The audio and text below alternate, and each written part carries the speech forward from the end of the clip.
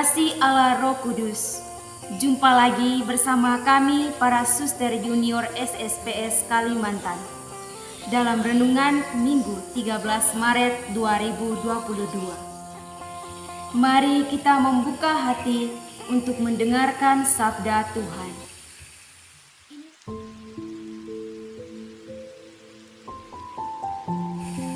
Inilah Injil suci menurut Lukas. Dimuliakanlah Tuhan. Kira-kira 8 hari sesudah segala pengajaran itu, Yesus membawa Petrus, Yohanes, dan Yakobus lalu naik ke atas gunung untuk berdoa. Ketika ia sedang berdoa, rupa wajahnya berubah dan pakaiannya menjadi putih berkilau-kilauan. Dan tampaklah 2 orang berbicara dengan dia, yaitu Musa dan Elia. Keduanya menampakkan diri dalam kemuliaan dan berbicara tentang tujuan kepergiannya yang akan digenapinya di Yerusalem.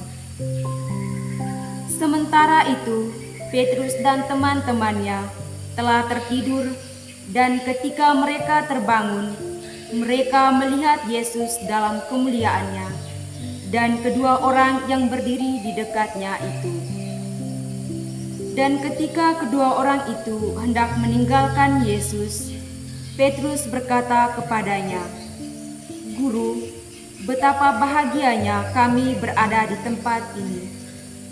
Baiklah, kami dirikan sekarang 3 kemah, 1 untuk engkau, 1 untuk Musa, dan 1 untuk Elia."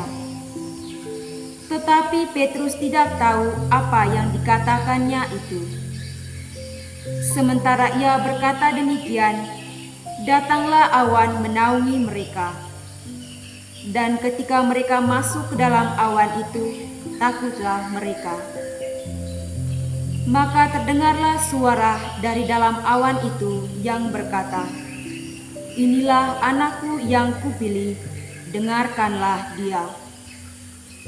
Ketika suara itu terdengar, nampaklah Yesus tinggal seorang diri, dan murid-murid itu merahasiakannya, dan pada masa itu mereka tidak menceritakan kepada siapapun apa yang telah mereka lihat itu. Demikianlah sabda Tuhan. Terpujilah Kristus.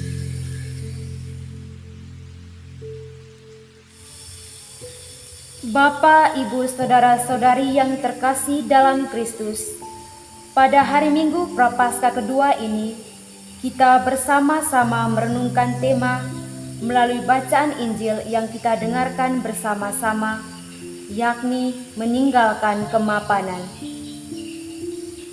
Salah satu kesulitan yang dihadapi oleh setiap orang adalah ketika harus meninggalkan kemapanan dan kenyamanan yang bertahun-tahun dijalani dengan berbagai fasilitas terjamin yang umumnya cenderung mempertahankan kemapanan dan tidak ingin tergusur dari jabatannya. Bahkan tidak jarang cara yang digunakan adalah cara-cara yang kurang sehat. Situasi semacam ini juga dialami oleh Petrus, Yakobus, dan Yohanes. Petrus takjub dan kemudian timbul sukacita dalam dirinya, dan kemudian mengungkapkan, "Guru, betapa bahagianya kami berada di tempat ini. Baiklah, kami dirikan sekarang 3 kemah, 1 untuk engkau, 1 untuk Musa, 1 untuk Elia." Petrus merasa senang dan ingin menikmati suasana itu lebih lama, dan usaha yang ingin dia lakukan yaitu mendirikan 3 kemah. Ia tidak tahu maksud kedatangan 2 nabi besar, yakni Elia dan Musa. Petrus lupa akan hal yang paling penting, yaitu tentang perutusan Yesus.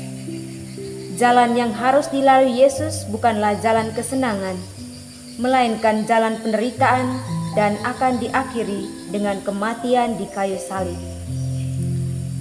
Jalan yang ditawarkan Tuhan adalah jalan salib yang membawa keselamatan yang barangkali terjal, sulit, dan banyak menderita, sebab jalan ini berlawanan dengan jarak yang ditawarkan dunia. Bapak, Ibu, saudara-saudari yang terkasih, kita perlu menanamkan sikap percaya bahwa Allah itu Maha Baik. Ia pasti memenuhi janjinya kepada kita, asalkan kita mau percaya akan rencana Allah. Segala hal yang kita alami selama ini adalah bagian dari rencana Allah. Begitu pula dengan kesulitan yang kita alami dalam hidup. Ketika rasa percaya itu muncul, maka kita tidak lagi takut, cemas, dan khawatir yang berlebihan jika suatu saat segala kemapanan yang kita miliki diambil oleh Tuhan. Kita juga diajak untuk rendah hati dan mau dibimbing oleh Roh Tuhan, agar kita mampu memiliki sikap tobat dan berani meninggalkan kemapanan kita, serta mau berbalik kepada Tuhan, dan membiarkan Tuhan sendiri yang membimbing dan membentuk kita dengan cara Tuhan sendiri, agar kita juga mampu mengalami kemuliaan Tuhan dalam kehidupan kita setiap hari. Amin.